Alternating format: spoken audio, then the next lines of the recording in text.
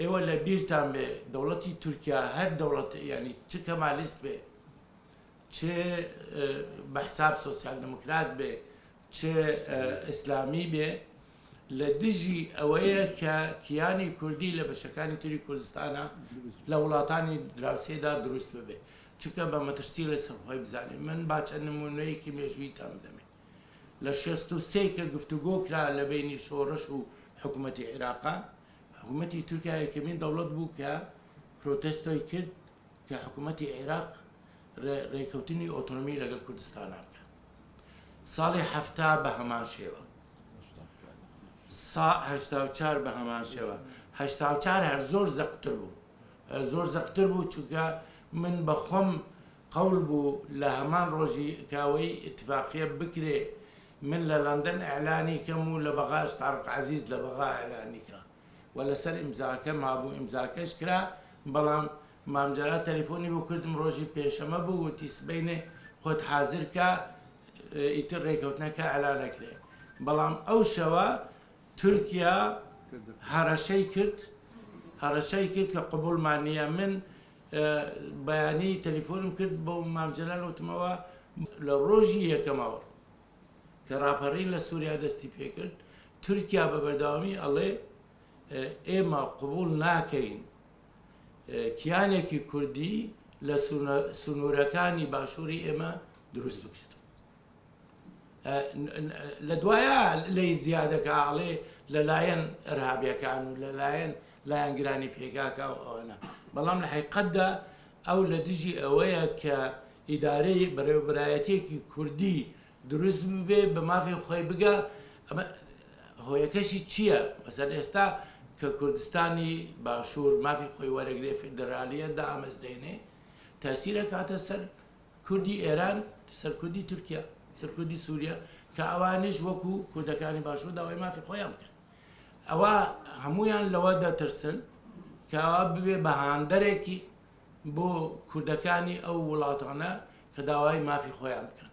و ئێوە لە بیرتانە کە فێدرالیەت لێرە ئەعلان کرا دەستوری تازای عێراق وەرگیرا خۆپێشاندانەکانی کوردستانی ئێرانتان لەبەر چاوە کە کوردستانی ڕۆژاوەتان لەبەر چاوە خەڵق ئەوەندە پێی خۆش بوو لە ئێرە زیاتر خۆپێشاندانیان نەکرد ئەنجا ئەمە یەکێک لە شتەکانە لە ڕاستیە سەرەتایەکانە کە ئەوەتان لەبیر نەچێ کە تورکیا هەموو کاتێکاڵێ من مەترسی ئاسایشی نیشتمانی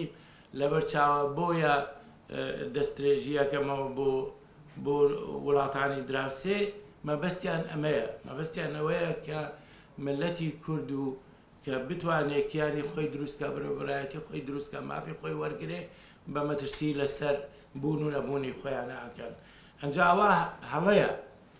و ئێمە هەموو جارێ هەمووتان بزوتنەوەی کوردی لە هەموو بەشەکانی کوردستانە هەموو کاتێک بە عێراقەکانمانەوەتەوە بە سووریەکانمانەوەتەوە بە تورکەکانمانەوەتەوە بە ئێرانەکانمانەوەتەوە بە ئەگەر ئێوە مافی ملەتی ئێمە بناسن وەکو یەکسان معاملەمان لەگەڵا بکەن مافی دموکراتیمان هەبێ وڵاتی ئێوە بەهێزە بێ نەک لە ئاوازە بێ چونکە ملەتی کورد لە هەموو ڕۆژهەڵاتی ناوەڕاستە ئەبێ بە دۆستی ئێوە لە جاتی دژمنی ئێوە بێ و زۆر نمونەی وا لە دنیادا یعنی ئەمانە سیاستێکی زۆر ناڕاست و بێعەقلانە بەکارهێنن بە حسابی خۆیانە کە ئاسایشی نیشتمانی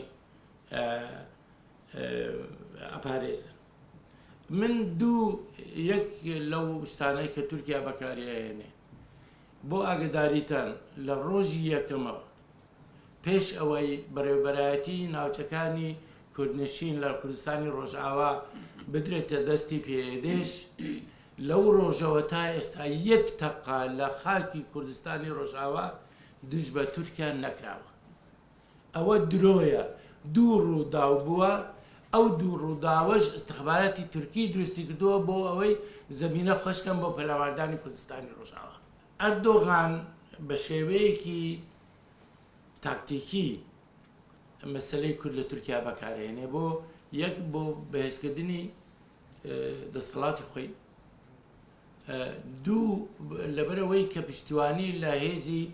ناسیۆنالیستی تونڕەوی تورکی وەرەگرێت بۆ دروستکردنی ئەکسەریەت لە پەلەوانە یانە لە وەختی خۆی چەندین ڕێفۆرمی کرد مەسلەی زمانە مەسلەی ڕادیۆی کوردیە مەسلەی تەلەڤیزیۆنی کوردیە مەسلەی ناوەکانی ناوچەکانە کە ناوی ئەسلییان گەڕاوە پرۆسەی ئاشتی هەبوو ئستعدادیان نیشاندا